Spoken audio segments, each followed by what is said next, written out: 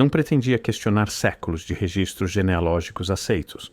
Estava pesquisando casamentos reais europeus, mapeando os suspeitos habituais, Habsburgos, Romanovs, Tudors, quando notei algo estranho. Não uma única anomalia, não um documento, mas um padrão de conexões ausentes que, uma vez visto, não se consegue ignorar.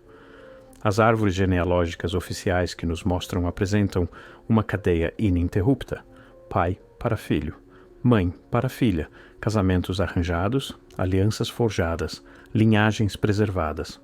Mas quanto mais fundo olhei, mais encontrei lacunas que não deveriam existir, transições que aconteceram limpas demais, genealogias que apareceram completamente formadas, como se escritas de trás para frente a partir de uma conclusão já decidida.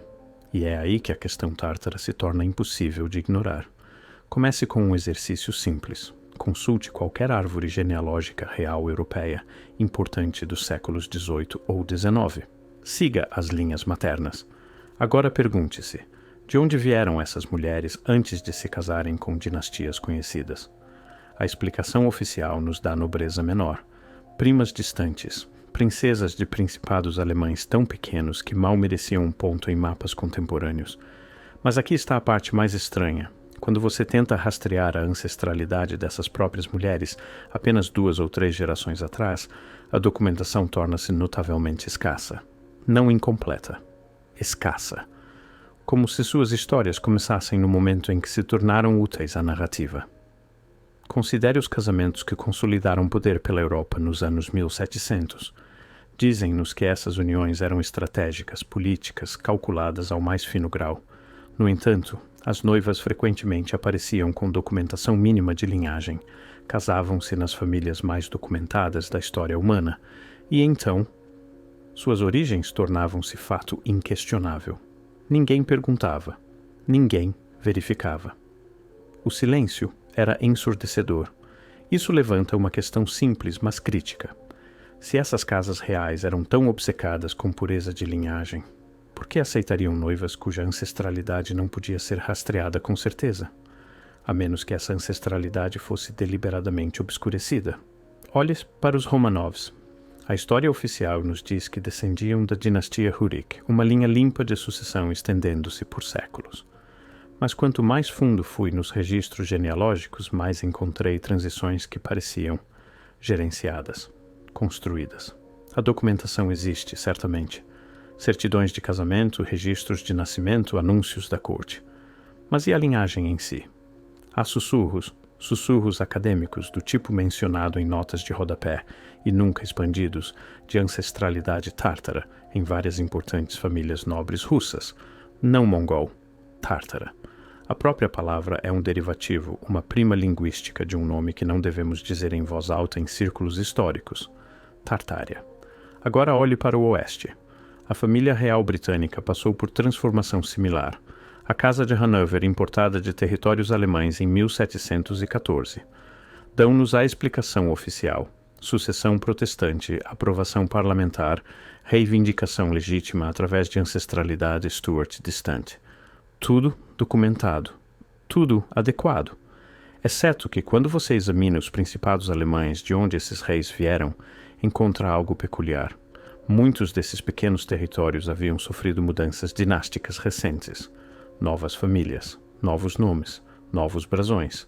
Tudo dentro de 1 ou 2 gerações de serem chamados para fornecer monarcas britânicos. A evidência sugere algo muito maior que acidentes dinásticos isolados. Mas talvez esteja vendo padrões na aleatoriedade. Talvez essas lacunas genealógicas sejam simplesmente a erosão normal do tempo, a perda inevitável de documentação através dos séculos. Então comecei a olhar para os edifícios que essas famílias construíram. Não os castelos que herdaram, os que construíram durante sua consolidação de poder. Em São Petersburgo, o Palácio de Inverno. Em Londres, as grandes renovações do Palácio de Buckingham. Em Viena, as expansões do Palácio de Schönbrunn. Em Madrid, a construção do Palácio Real após o incêndio de 1734, que convenientemente destruiu a residência Habsburgo anterior. Todos compartilham elementos arquitetônicos que a história oficial atribui a revival neoclássico, ou influência barroca. Mas aqui está o que me perturba. Esses edifícios não apenas compartilham escolhas estilísticas, compartilham características técnicas específicas, métodos de construção, sistemas de proporção, matemática decorativa. O padrão se repete com precisão inquietante através de milhares de quilômetros, através de culturas que supostamente tinham contato mínimo, através de casas reais que eram alegadamente rivais. Quem eram os arquitetos? Nomes diferentes em países diferentes, certamente. Mas quando você tenta rastrear onde esses arquitetos treinaram, onde aprenderam a construir em escala tão massiva com tal uniformidade, o rastro esfria. Não em todo lugar, apenas nos pontos críticos, apenas onde o conhecimento teria sido transmitido. Se está encontrando valor nesta investigação, encorajo você a explorar essas conexões arquitetônicas por si mesmo.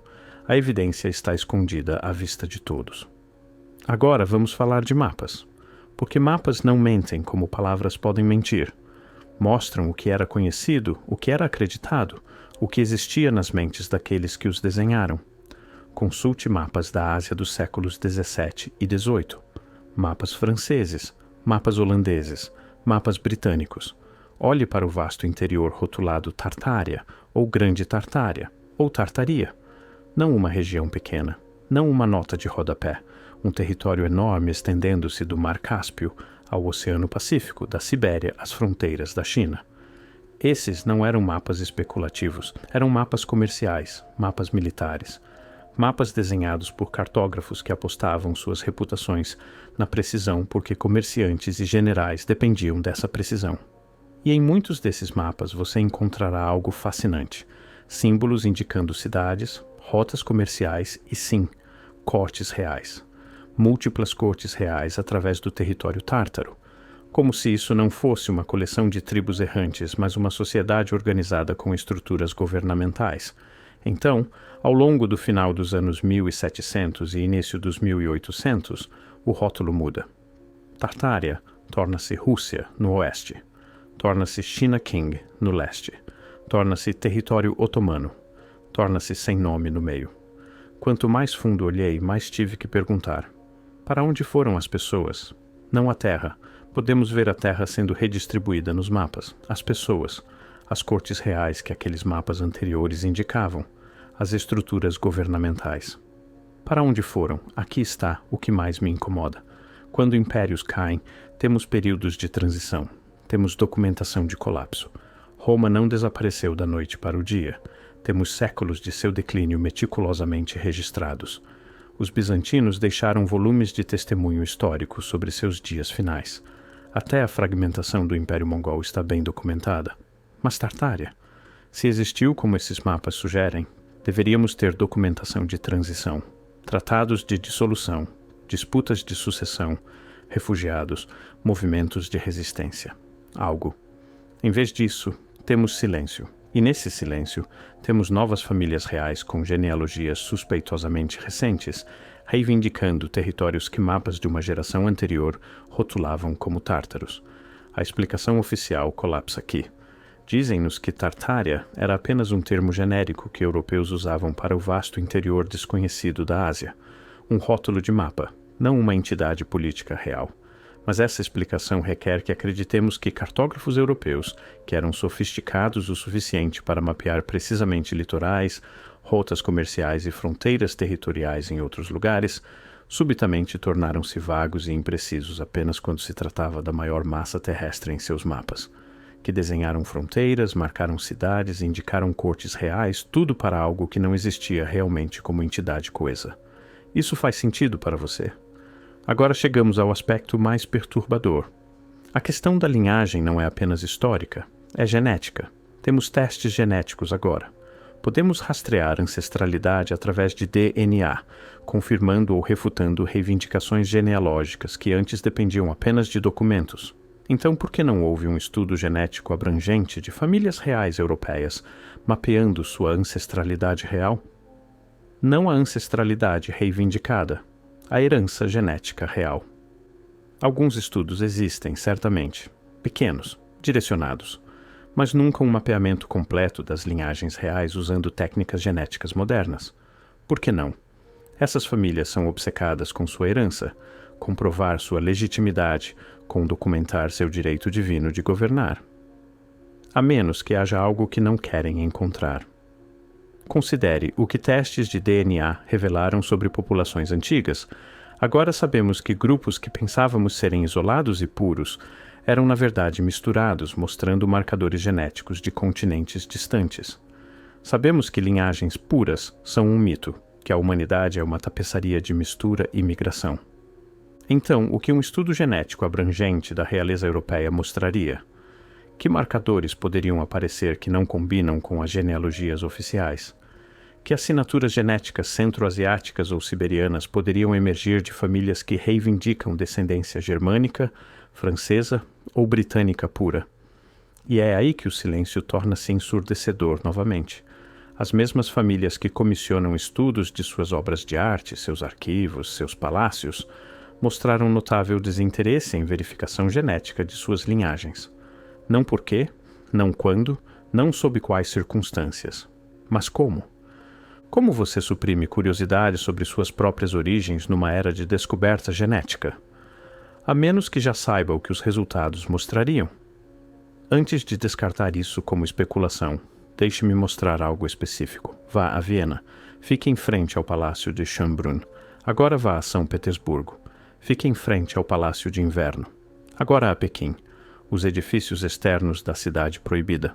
O que você nota? Não apenas estilos arquitetônicos similares, os exatos mesmos sistemas de proporção, a mesma relação entre altura e largura, as mesmas proporções nas colocações de janelas, os mesmos princípios matemáticos governando as relações espaciais. Isso não é coincidência, isso é conhecimento transmitido. Conhecimento técnico específico sobre construção em larga escala, sobre distribuição de carga, sobre criar a impressão de poder através da arquitetura. E aqui está o detalhe crítico. Muitos desses edifícios foram construídos ou significativamente modificados durante a mesma janela estreita de tempo, do início ao meados dos anos 1700, o exato período quando Tartária estava desaparecendo dos mapas e novas dinastias estavam consolidando o poder. A história oficial nos diz que essas semelhanças são devidas a arquitetos viajantes, a tendências estéticas compartilhadas, à influência de Palladio ou outros mestres clássicos. Mas essa explicação requer coordenação incrivelmente improvável. Requer arquitetos de impérios diferentes, supostamente rivais, a adotar independentemente não apenas estilos similares, mas sistemas matemáticos idênticos, a construir em escala massiva em múltiplas capitais simultaneamente, e fazer tudo isso enquanto suas famílias patronas estavam alegadamente competindo por supremacia. Ou, e estou apenas fazendo a pergunta aqui, eles não eram rivais. Essas famílias reais separadas eram, na verdade, ramos da mesma árvore ancestral, construindo numa linguagem arquitetônica comum, porque essa linguagem representava sua herança compartilhada. Uma herança que precisava ser escondida. Preciso que olhe para outra coisa. Heráldica real. Os símbolos que essas famílias escolheram para se representar. Comece com a águia de duas cabeças. Aparece na heráldica do Sacro Império Romano, do Império Russo, do Império Bizantino, várias nações balcânicas e vários principados alemães. Dizem-nos que esse símbolo foi adotado e readotado independentemente, que representa significados diferentes em contextos diferentes, mas simbolismo tão específico não emerge aleatoriamente. A águia de duas cabeças é um símbolo complexo, requerendo conhecimento artístico específico para renderizar corretamente, e aparece através de culturas que supostamente tinham contato limitado durante os períodos quando foi adotada. Agora olhe para outros elementos recorrentes. Designs específicos de coroa, arranjos particulares de leões e ursos, o uso repetido de certas cores em combinações específicas. O padrão se repete com precisão inquietante. Uma vez visto, não se consegue ignorar. Essas famílias não estavam apenas copiando o dever de casa umas das outras, estavam usando um vocabulário simbólico comum, uma linguagem de poder e legitimidade que precedia suas datas oficiais de fundação. Uma linguagem que sugere ancestralidade comum. Aqui está algo que não faz sentido. Quando famílias reais se casavam através de fronteiras, a língua era alegadamente uma barreira. Temos relatos documentados de princesas chegando em novos reinos, incapazes de falar a língua local, requerendo anos para aprender. No entanto, também temos relatos dessas mesmas famílias conduzindo correspondência privada, entendendo-se perfeitamente quando importava para negociações políticas. Que língua estavam usando nesses contextos privados? A resposta oficial é latim ou francês, as línguas diplomáticas da Europa. Mas há referências tentadoras em documentos antigos a outras línguas sendo usadas em certos contextos reais. Línguas descritas como antigas ou tradicionais, mas nunca especificadas. E se houvesse uma língua franca entre essas famílias que não fosse francês ou latim? Uma língua de sua ancestralidade comum real? Uma língua que teria revelado demais se usada publicamente? Não estou afirmando que sei que língua era essa. Estou perguntando por que há tanta vagueza deliberada em torno de práticas linguísticas em lares reais, durante precisamente o período quando suas genealogias tornam-se mais importantes de estabelecer. Conte os incêndios. Seriamente, faça uma lista de grandes incêndios que destruíram residências reais, arquivos governamentais e registros genealógicos entre 1650 e 1850. O Palácio Real em Madrid. 1734. A Biblioteca do Congresso. 1814. O Palácio de Cristal. 1936. Os Arquivos Estaduais de Hanover. Múltiplos incêndios, maioria dos registros perdidos. E esses são apenas os famosos. Cave mais fundo e encontrará dezenas de incêndios menores, mas críticos, que destruíram registros genealógicos específicos, registros de terras e documentos históricos durante este período transformador. Alguns incêndios são inevitáveis através dos séculos. Edifícios eram feitos de madeira e iluminados por chamas abertas. Acidentes aconteciam, mas quanto mais fundo olhei, mais encontrei incêndios ocorrendo em momentos suspeitosamente convenientes, logo antes de reivindicações genealógicas precisarem verificação, logo após transições territoriais, logo quando registros antigos contradiriam novas narrativas oficiais, e após cada incêndio, a reconstrução de registros favorecia a ordem recém-estabelecida, as linhagens recém-documentadas, os territórios recém-reivindicados. O padrão se repete com precisão inquietante. Vamos falar sobre a Sibéria. Porque a Sibéria é a chave para tudo. Naqueles mapas antigos, a Sibéria ainda não é território russo. Está rotulada como parte da Tartária. Vasta, rica em recursos, escassamente documentada Sibéria. Então, num período notavelmente curto nos anos 1700, torna-se russa. Não através de conquista documentada, não através de tratados que possamos examinar. Apenas torna-se russa. A explicação oficial nos diz que os cossacos gradualmente expandiram para o leste, que as populações locais eram primitivas e ofereceram pouca resistência, que a reivindicação da Rússia era inevitável e natural. Mas aqui está o que me perturba.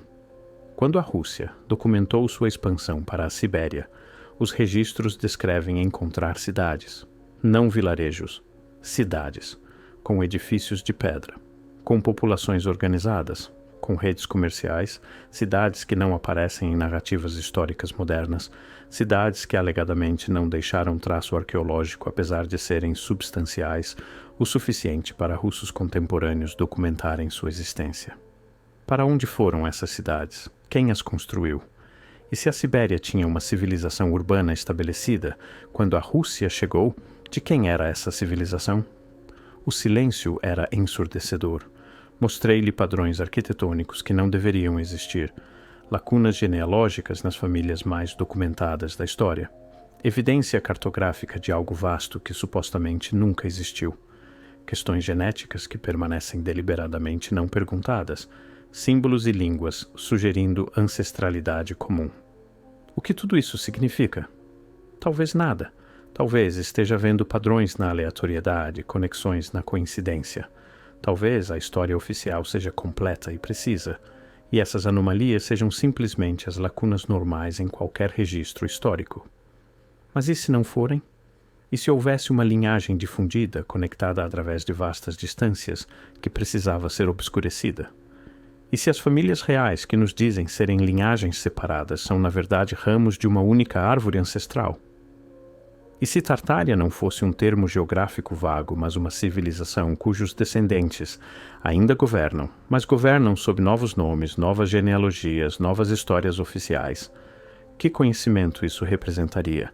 Que tecnologias, que sistemas organizacionais, que compreensão de governança em escala continental? E por que esse conhecimento precisaria ser escondido? Não tenho respostas, apenas questões que se multiplicam quanto mais fundo o olho. Mas deixarei você com isto. Na próxima vez que vir um palácio europeu, pergunte-se quem realmente o construiu. Quando ouvir sobre linhagens reais, pergunte-se de onde essas linhagens realmente se originaram. Quando olhar para um mapa moderno da Ásia, pergunte-se o que havia lá antes das fronteiras atuais serem desenhadas. E pergunte-se por que não devemos fazer essas perguntas, porque os registros genealógicos param precisamente no ponto onde revelariam algo importante. Porque os mapas mudaram tão completamente em tão pouco tempo. Porque a arquitetura fala uma linguagem que a história oficial se recusa a traduzir. Quanto mais fundo fui, mais percebi que o que chamamos história pode ser apenas a história que os vencedores concordaram em contar. E em algum lugar nas margens, nos capítulos deletados, nos incêndios e nos registros ausentes, e nas genealogias convenientes demais, pode haver outra história. Uma história sobre quem realmente construiu o mundo que herdamos.